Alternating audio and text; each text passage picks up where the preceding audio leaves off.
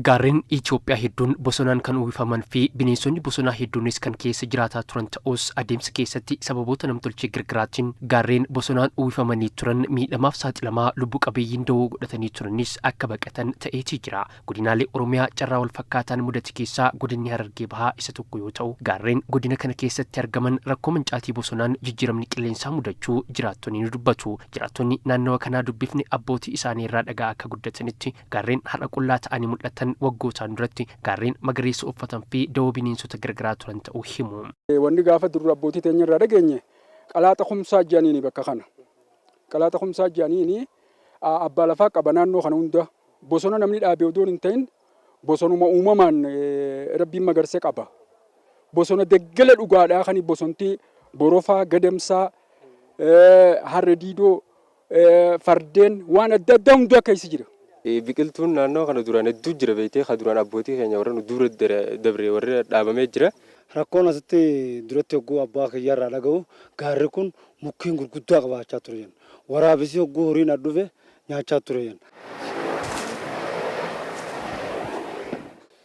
Gaarri Yeelee godina Harargee Bahaa aanaa Guraawaa keessatti gaara argamudha. Gaarri kun waggoota hedduun duratti gaara bosona hedduudhaan uwwifamee ture akka ta'e jiraattota naannoo kanarraa dhageenye jirra.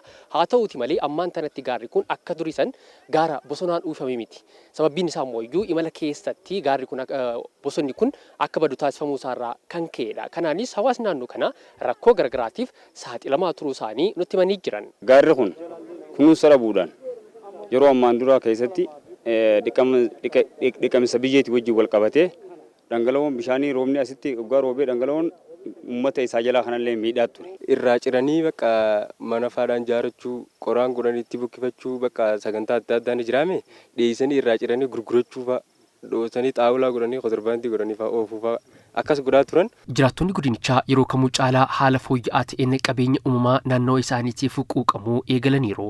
Kaka'umsa gaabbiin uumeen gaarreen godinicha keessatti argaman irratti jijjiiramni qabatamaa akka mul'atu taasisaatii jira. Egaan gaara sababoota gargaraatiin miidhaaf saaxilameetii jiru kana sadarkaa durittiin beekamu sanarratti deebisuudhaaf sadarkaa naannootti hojiiwwan adda addaa hojjetamaatiin kan isaan jiran daagaa garagaraa ijaaruurraa eegaleetiin akkasumas biqiltuuwwan adda addaas dhaabamaatii jiru keessahuu bara 2015 ashaaraa magariisaatiin eegalchiisa irratti gaara kanarratti taasifameetiin kan inni jiru. Kanaan baay'ee gammadoo kan ta'an jiraattonni naannoo kanaa immoo daran biqiltuu dhaabuudhaan akkasumatti immoo kunuunsuudhaan gara sadarkaa bosonummaa isaa isa durii sanatti deebisuudhaaf kutannoo olaanaa kan qaban ta'uu fi kunuunsuudhaafis fedhii olaanaa kan qaban ta'uu nutti himaniitiin kan isaan jiran. Akkaataan isii tanatti guddifnu loon irraa daangeessu taakka isii bira haramni akka irra mayree isii tana yoo naannoo kanatti haramni ni balleessaa jechuudha. Harama kanarraa haramnee jala qonnee guddisuudha jechuudha. Akkaataa nama kunuunsinee guddisuudha kaayyoon keenya jechuudha. Akka duriimi akka dursan caalaa deebisnee jenneeti yaalii taasisuu jirra.